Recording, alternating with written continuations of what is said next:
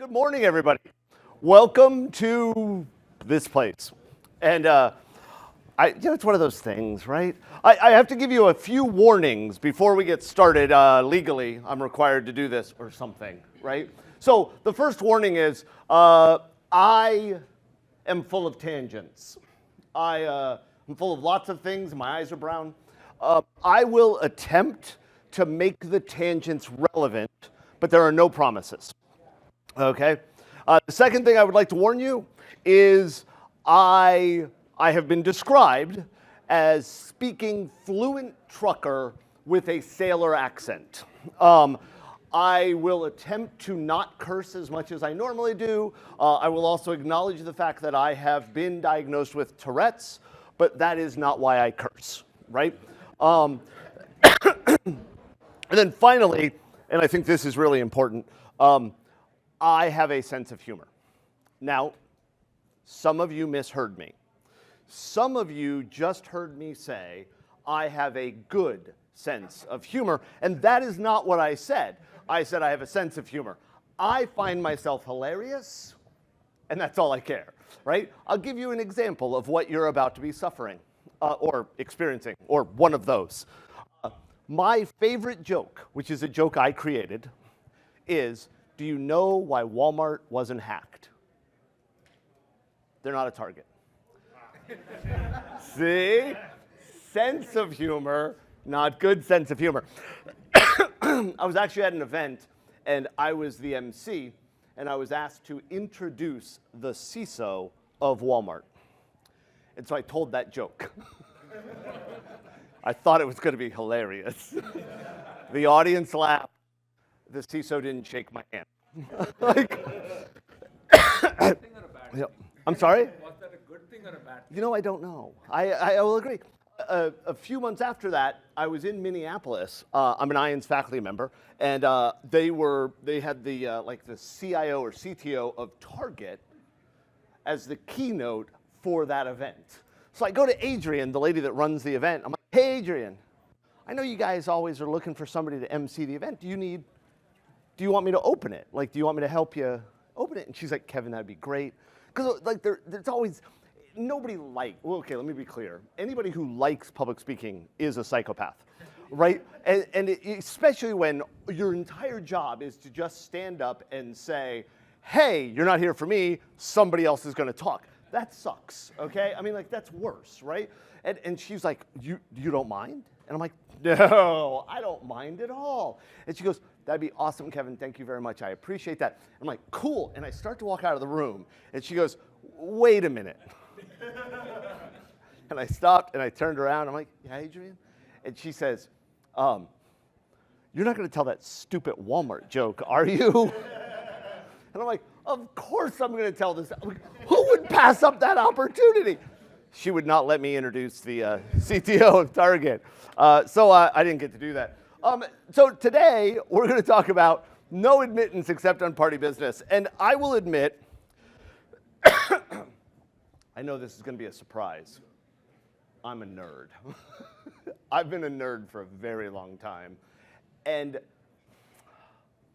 I was trying to think about what I wanted to present on, right? I was graciously asked. I'm still really happy to, can you keynote the event? Oh, yeah, I'd love to. That's amazing. Thank you very much. And then they're like, what do you want to talk about? And I'm like, fuck, I don't know. And so I started thinking about it, and my fiance and I were watching The Hobbit, the 3 movies, extended edition, of course. It's the only way to watch them. And watching it, and it just kept, bless you, it just kept hitting me how much the movie made me think about us, about the InfoSec community, about how we do things. And bluntly, how after way too damn long, we continue to do the wrong thing, right? And I don't mean we continue to do the wrong thing as in like we're hacking stuff and stealing shit, right? We're not bad people. Well, some of us are. But that we are attempting to do something that honestly is really important. I mean, I know I'm biased, right? It's my job. But what we want to accomplish is bluntly pretty critical, right? But the reality is, and as we'll talk about today, the way we go about it often undermines our own efforts to do things, right? And I think there's lots of reasons for that. One of it is many of us are assholes. It's just plain and simple. I am in court records, and not divorce court, where I assume it happens a lot. I do expert witness work. It's one of the things I do. I don't do a ton of it because it's not my main job, but I do it. And I was working on this case with I can't remember if it was it was Florida Attorney General's office, and we were shutting down those companies that call you up and say, "Hi, we're Microsoft." Turns out a bunch of them are based in South Florida, right? Yeah, which is surprising to a lot of people, but not to me. I grew up there, and so I actually grew up in the town Delray, where many of them are hosted, right? Like they work out of Delray. And so we were shutting down, and I wrote a report, the expert report, and I put it out there. And the defense attorney kept quoting my report to me. And he would say, page 3, paragraph 4, you said. And I had a copy of my report. So I flipped to page 3 and read paragraph 4 and said, no, that's not what I said. He was misquoting the report. And no exaggeration, he did it 10 times, same exact paragraph. So obviously he was trying to set up like the Matlock moment where he would get me to say, yeah, that's what I said, right? So on the 10th time he did this, and I wasn't trying to be a jerk. I just said, you seem to be having trouble reading my report. Would you like me to read it to you? And he stopped and he looked at me and he goes, wow, you're really an asshole, aren't you? And I was under oath, so I had to answer truthfully, and I said, yes, I am. So the stenographer, that's the right word, right? Doesn't sound right in my head. So the stenographer actually giggled when this happened. And so she writes it down, and no big deal. About 6-8 months later, I'm in court. I have to testify. Now in this courtroom down in West Palm, you walk up, you swear in, then you walk past the judge and sit down. Okay, so I walk up, I swear in, I walk past the judge, and she says, hey, wait a minute. You're the asshole, aren't you? Again, I was under oath, so I said, yes, Your Honor. And she laughed, I sat down, they went to jail. So, which is good, right?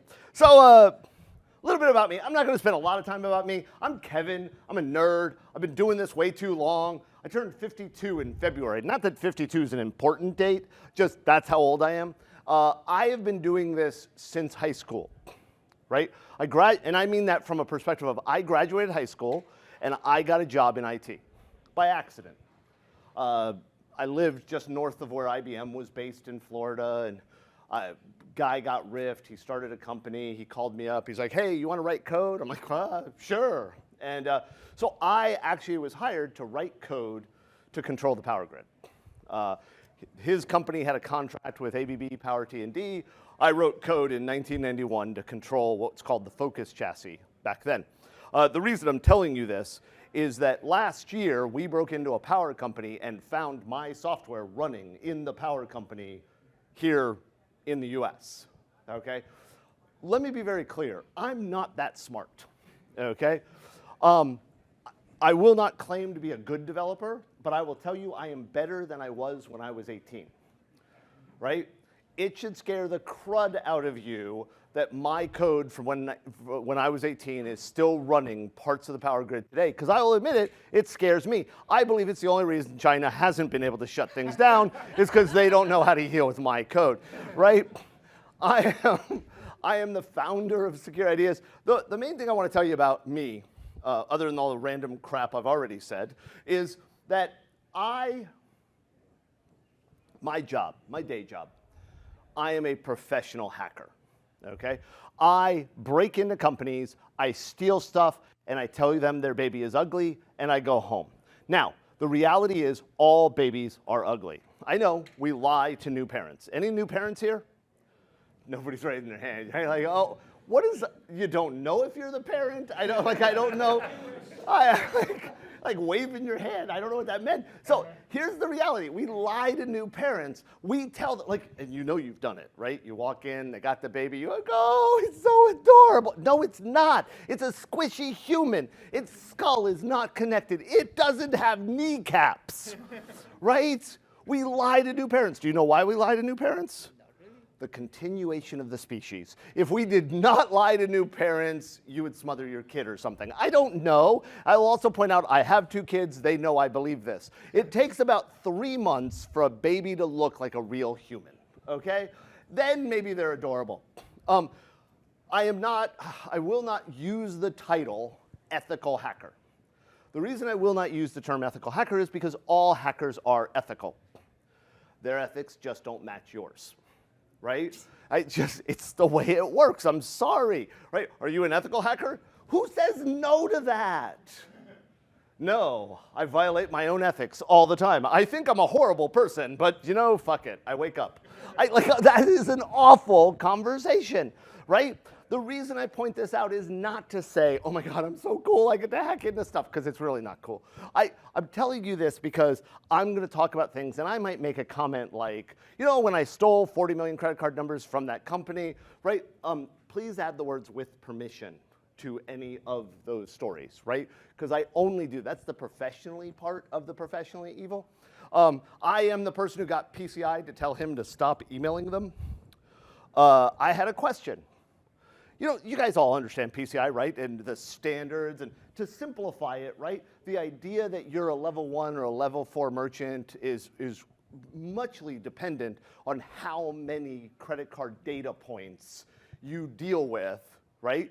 And the phrase is process, store, or transmit, right? The or is important there. So we're a company, we don't really take credit cards. I think in 15 years, I think we've taken 4, okay? Like maybe, 4 would be a lot, okay? So we're filling out our cyber insurance policy, and I will admit it, I overthink things.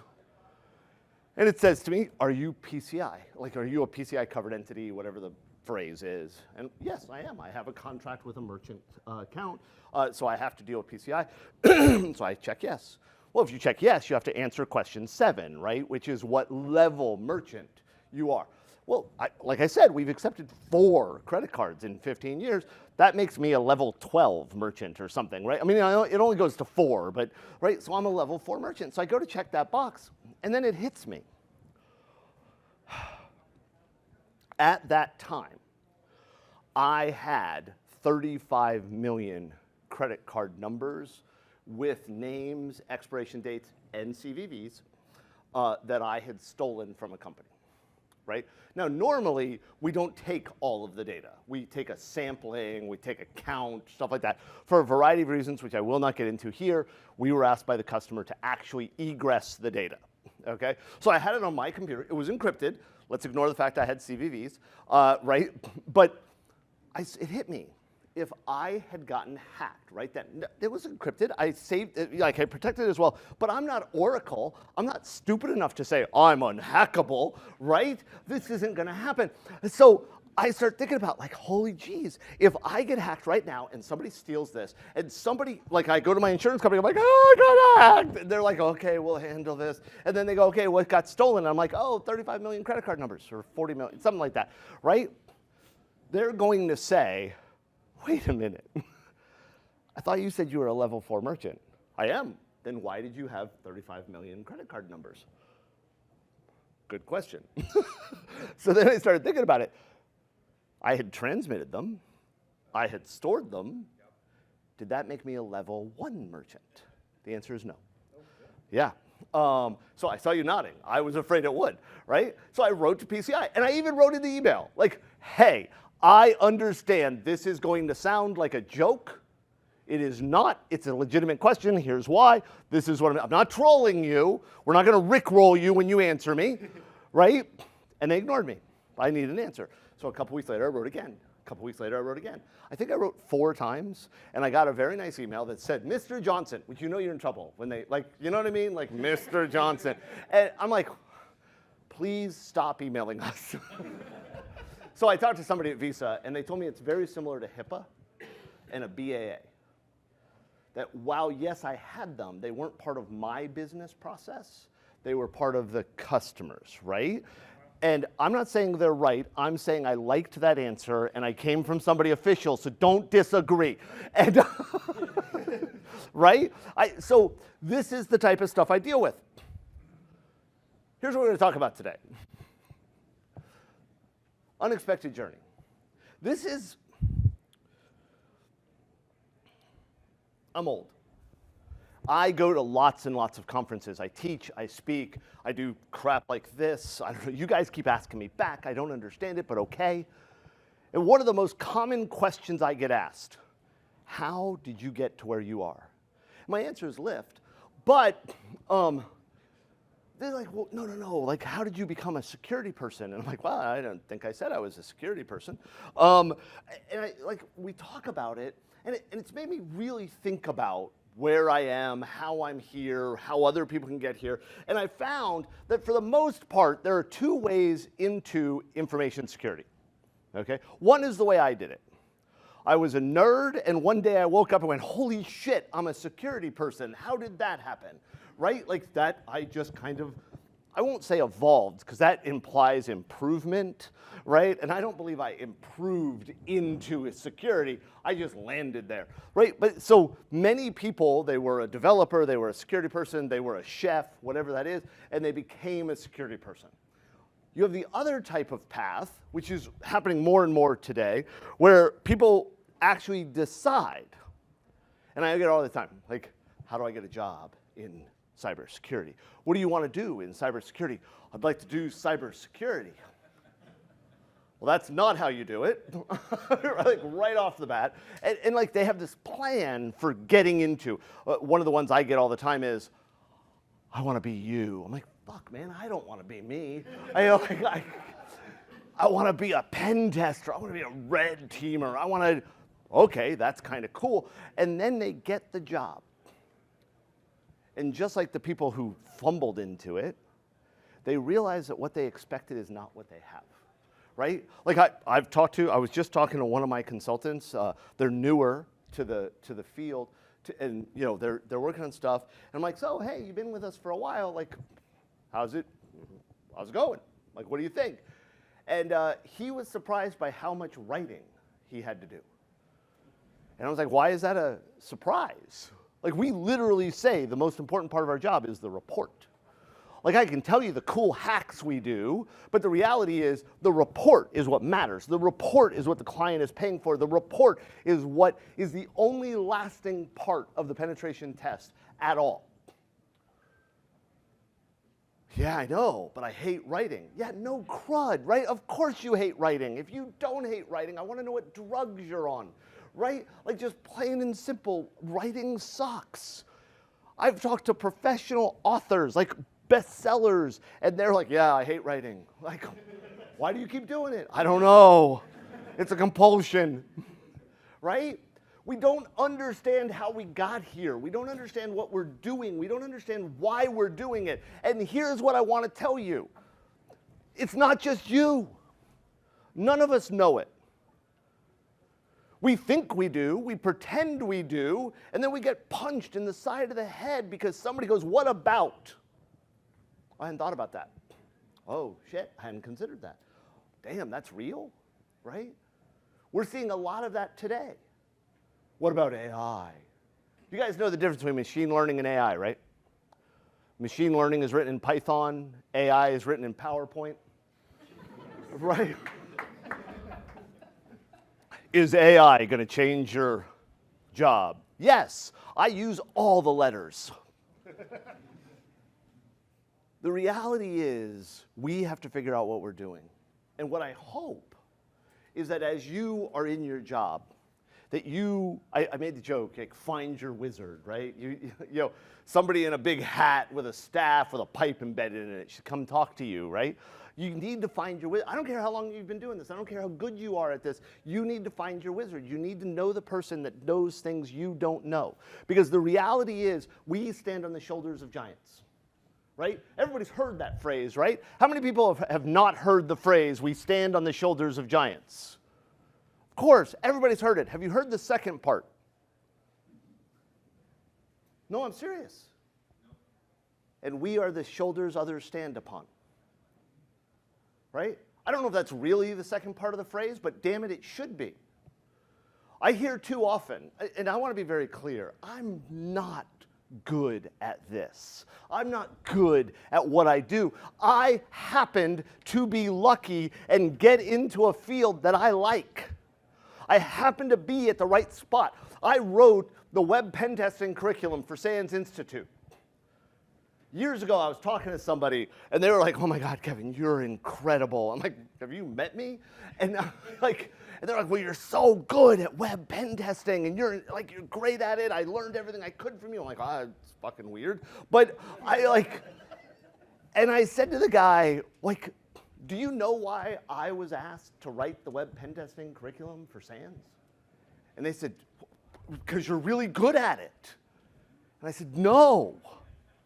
I was working for a company named InGuardians. They were named Intel Guardians at the time, but that was before the lawsuit. And they were, did I say that out loud? And SANS worked with InGuardians. And they said to the owners of InGuardians, "Hey, we need a web pen testing curriculum. We think you guys would be good at writing it. Could you guys write it?" And they said yes. And I was the only consultant that was not on billable work that week. That's not a made-up story.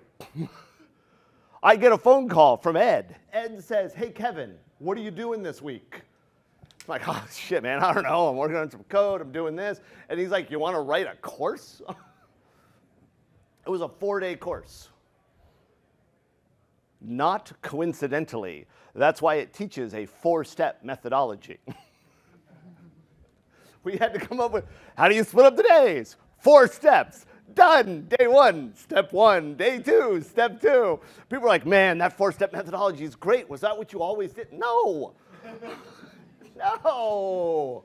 I'll give you an idea. How many people here used Burp? How many people here use Burp Suite? Right. Okay. Do you guys know that part of Burp Repeater, right?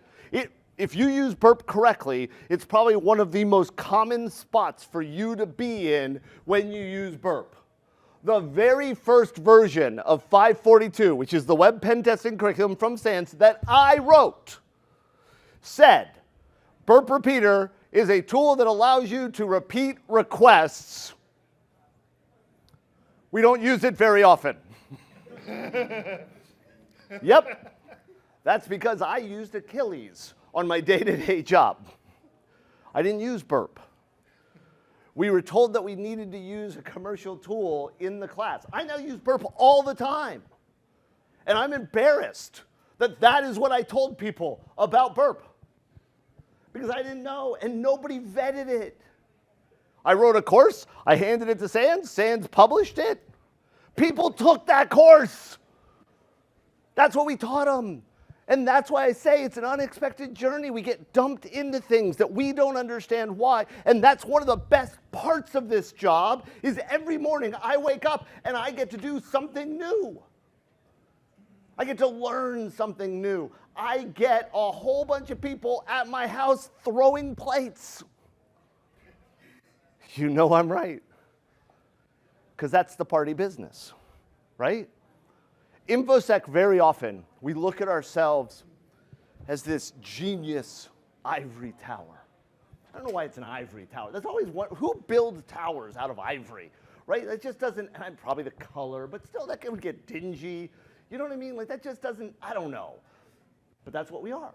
We often treat ourselves, right? I mean, one of the best known security teams called themselves the Paranoids, proudly. Paranoia is a mental illness. And I'm not making fun of mental illness. I'm just saying it's a disease that is treated. Standing up and going, "Hi, I'm paranoid," is probably not the way to get the business to listen to what you say. You may be paranoid, right? When I first wanted to get into security, I thought it was fascinating. I started working with it. I will tell you right now, I was the stereotypical, I know everything. Let's be clear, I'm a middle-aged straight white guy. I come with all the privilege. I also have a podcast, of course, right? You hit a certain age, as a middle-aged straight white guy, you have to choose woodworking, smoking meat, or an obsession with World War II.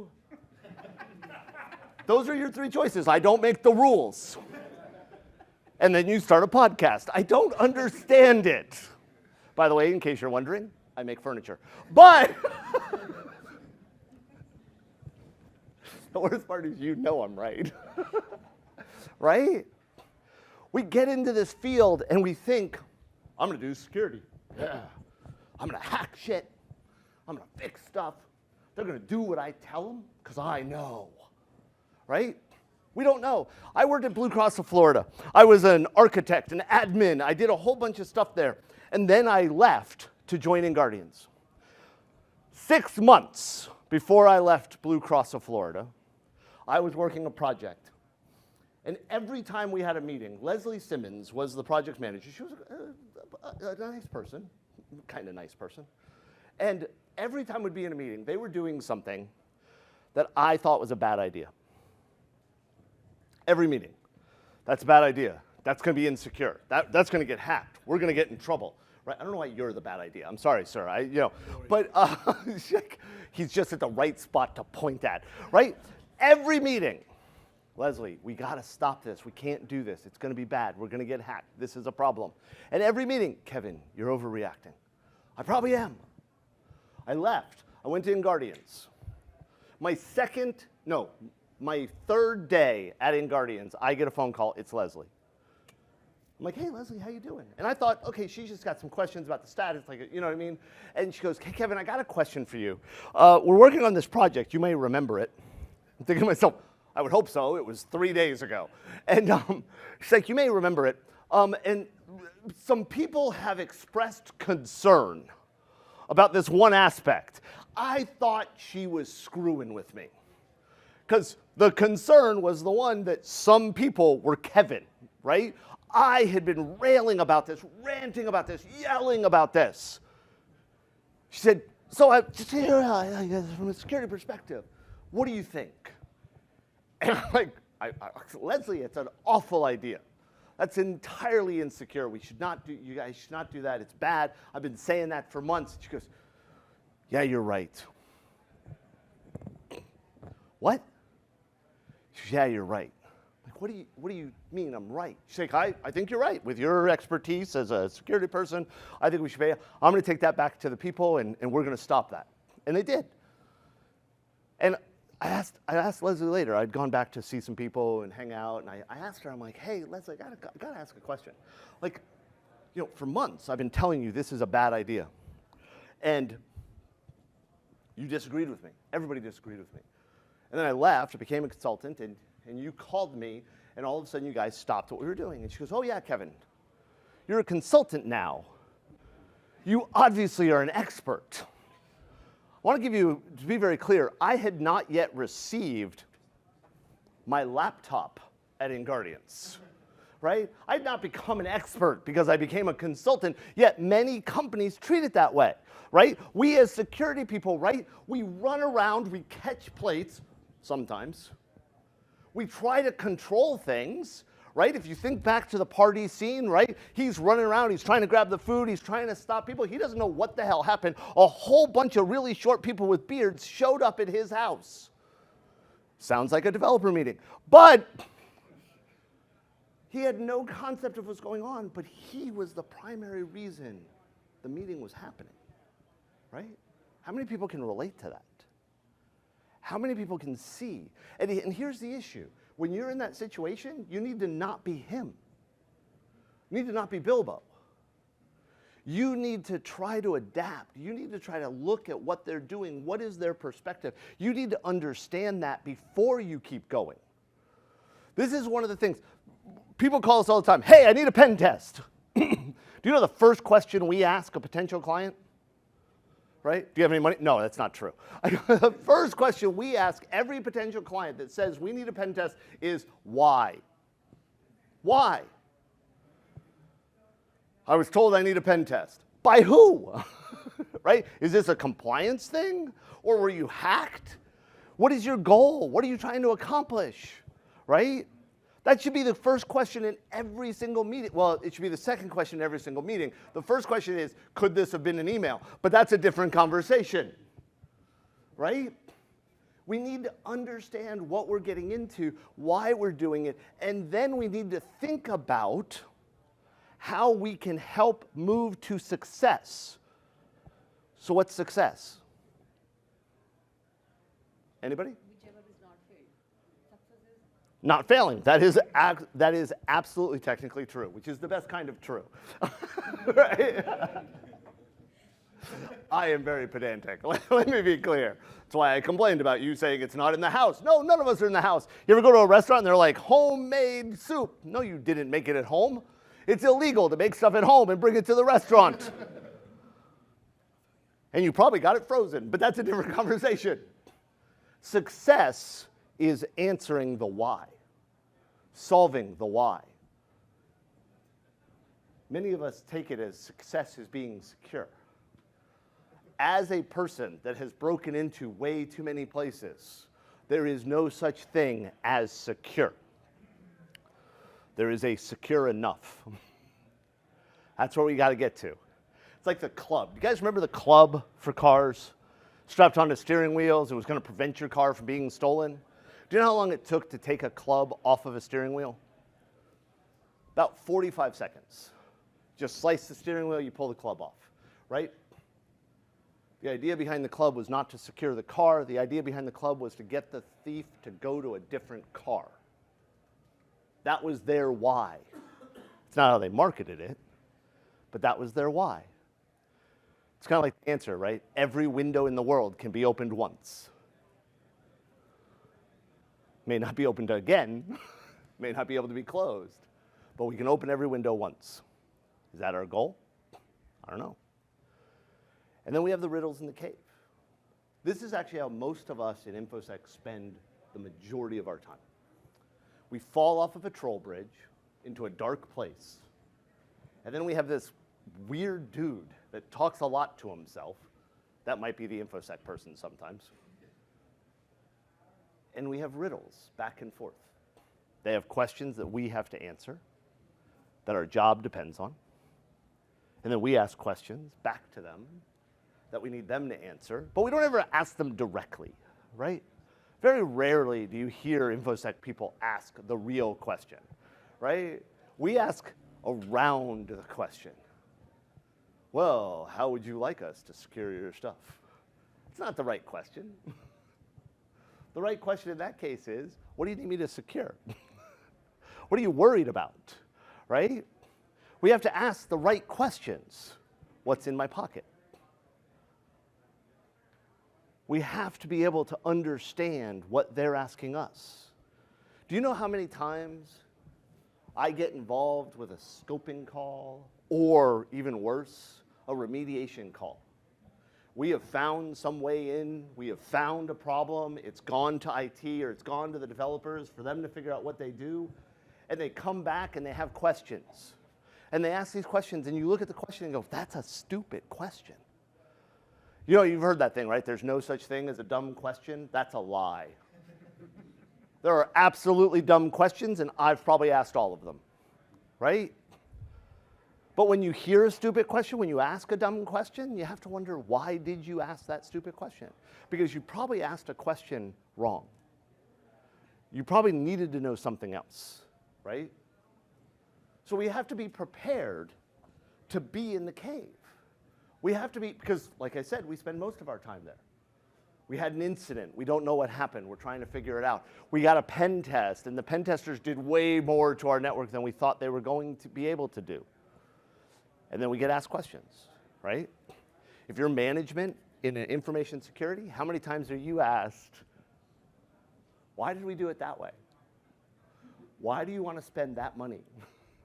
Why do you need more people? Why do you need more budget, right? I need more budget because there's cool stuff I want to buy is not a good answer. Might be a factual answer, but it's not a good answer, right? We have to think about that. The other one, and this is, barrels are tools, right? How many people here have gone to work at a company, and when they got to the company, they found out that these were the tools they had, and there was no money to buy anything else, right? And you had to make do.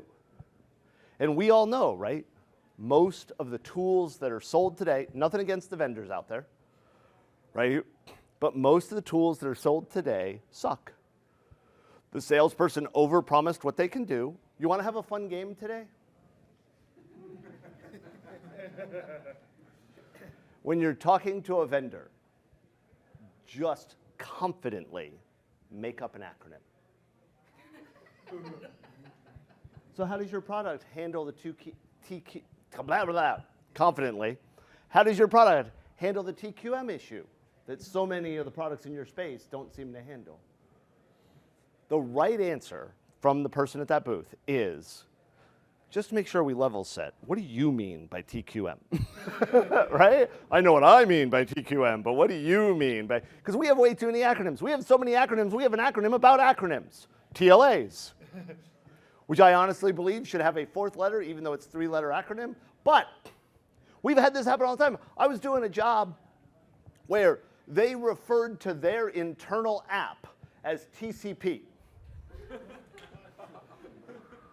We'd like a test of TCP. I'm like, that's a weird way to say network. No. And the first word was transmission. That made it worse. They were talking about a custom app they had built that their partners sent data into them, right? We get stuck in these barrels. We're handed a set of tools. Make this work. And in most cases, the tools, like the barrels, prevent us from controlling things or even seeing where we're headed. We have to adjust to that. We have to remember that there's a way to stick our head out of the barrel and look around and understand what's happening. And if you are working on something and you don't understand what's happening, stop. Stop.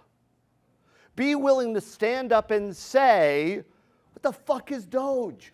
That's a different conversation.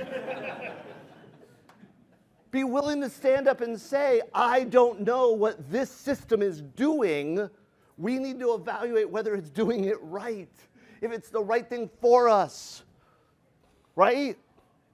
We need to think about it. And maybe the tool is the right thing for you. Maybe that tool is great. Maybe you implemented it wrong. Maybe somebody else implemented it wrong. They probably also didn't understand it. They were in the same barrel you're now in, and it is their fault. You're stuck with it, right? Figure out the barrel.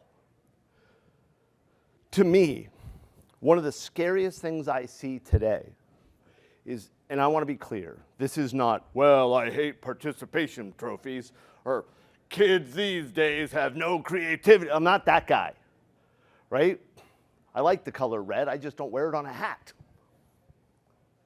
What we see is that way too many people don't have the fundamentals of why the systems work the way they do. I'll give you an example. How many people here love the t-shirt or the welcome mat that says there's no place like 127.0.0.1? How many people have seen that? How many people think it's funny? How many people realize 127.0.0.1 is not home? That's tilde. That mat says there's no place like local host. That's a weird phrase. But it's now stuck, right? Because people are like, oh my God, there's no place like home. That's hilarious. It's not what it says. And that's a stupid example, but it is absolutely an example of us not understanding fundamentals. We need to. The final thing that I see as a problem, and I thought there's no reason to even put words on this slide, because I think the image covers it. Dragon sickness, gold sickness. We have cybersecurity sickness. How many security people do you know have that white whale? If we could just roll out MFA, we would solve all of our problems. If we just were able to implement AI correctly, we would solve all of our problems. If we could do zero trust, it'd be amazing. I want passwordless authentication. This will be great. I can give you passwordless authentication. Stop making requirements. Let people set blank passwords. That's passwordless authentication. Meets the compliance requirements of having passwordless. No, it doesn't. Way too often, we're sitting and looking at the Arkenstone, or we're looking for it. And we're ignoring the piles of treasure and, more importantly, the people dying that we care about, to focus on the one rock that somehow is going to solve our day. We ignore what the business and the people and we actually need. And we sit there, like Thor and Oakenshield, focused on finding that one thing. I'll be blunt. Fucking stop. There is no one thing. I'm sorry. There isn't. Like I said, we'll never be secure. There is no such state. Right? I was talking to somebody and we were talking about 23andMe and how they're potentially selling the data. And the guy's like, I'm not worried about that. I'm like, that's cool. Why not? He's like, because I had them delete my data 6 months ago. I'm like, really? He's like, yeah. I said, did you read the terms of service? He's like, yeah. I'm like, no. I mean, did you read them? Not, did you scroll to the bottom and click yes? Did you read them? Not really. Well, there was a place in the terms of service. My understanding is it's no longer in the terms of service, but it was, where it said that data deletion did not affect research or third-party partners. The third-party partner ones, that one issue, I have an issue with that. But the research one is the interesting one, because the entire reason 23andMe existed, other than to make money, which they didn't do, was to support research projects. So what that means is, for the entire time your data was there, they were handing it to researchers, and there is no requirement for those researchers to delete the data if you ask them to delete it. Right? Now, I'm not picking on 23, I mean, I am picking on 23andMe. But the reality is, we get stuck, right? We're not sure why we're stuck there. We think we have the solution. We think we have the problem fixed. But the reality is, we're ignoring the people at the wall, the people that need our help, the people that need to get in, right? Which brings us to the end of the talk, which is perfectly timed because I just got the 5-minute warning. The journey home, right? This is something I've thought a lot about. Like I said, I turned 52 in February. My life has changed drastically in the last few years. It's been crazy. There's more information than you need, right? But my life has just completely moved around. I'm looking at things from a different perspective, and one of those perspectives is, what's next? And I don't mean, am I going to heaven, right? I mean, like, what's next? What do I want to do? What do I want to be when I grow up, right? And one of the things I want to be able to look back and say is, I've helped, right? A number of years ago, I hit a really dark place. I've talked about this publicly. I don't have any worry about that, and you guys can ignore me if you want. But I hit a point where I planned how to finish it. And I was just going to be done.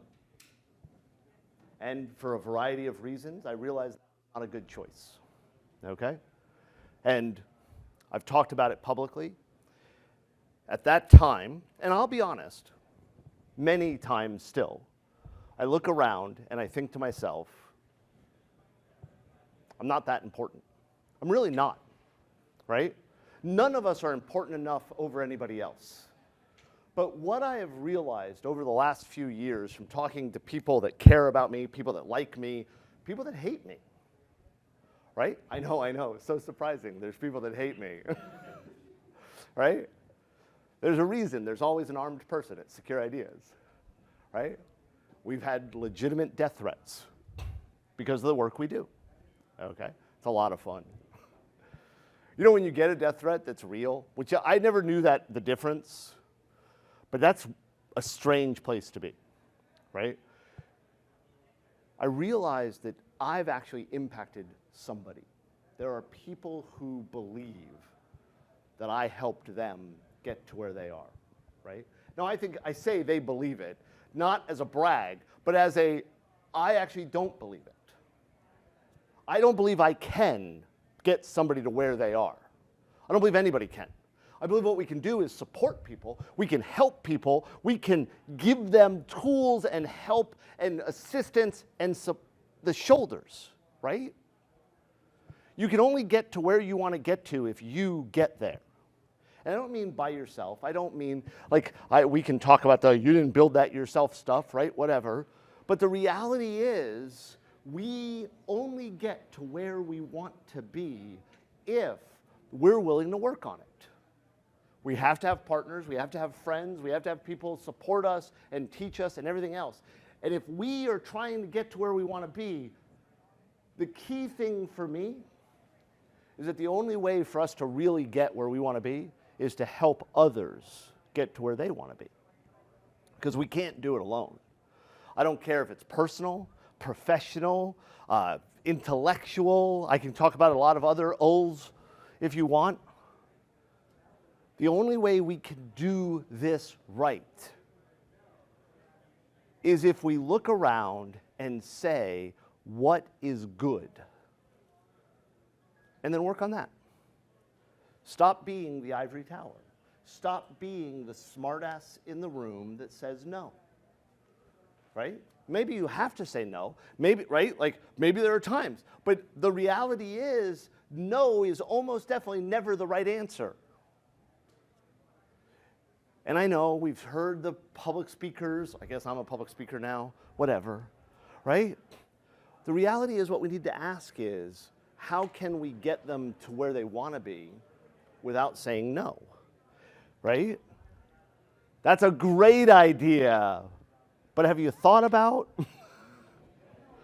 That's awesome. But have you considered?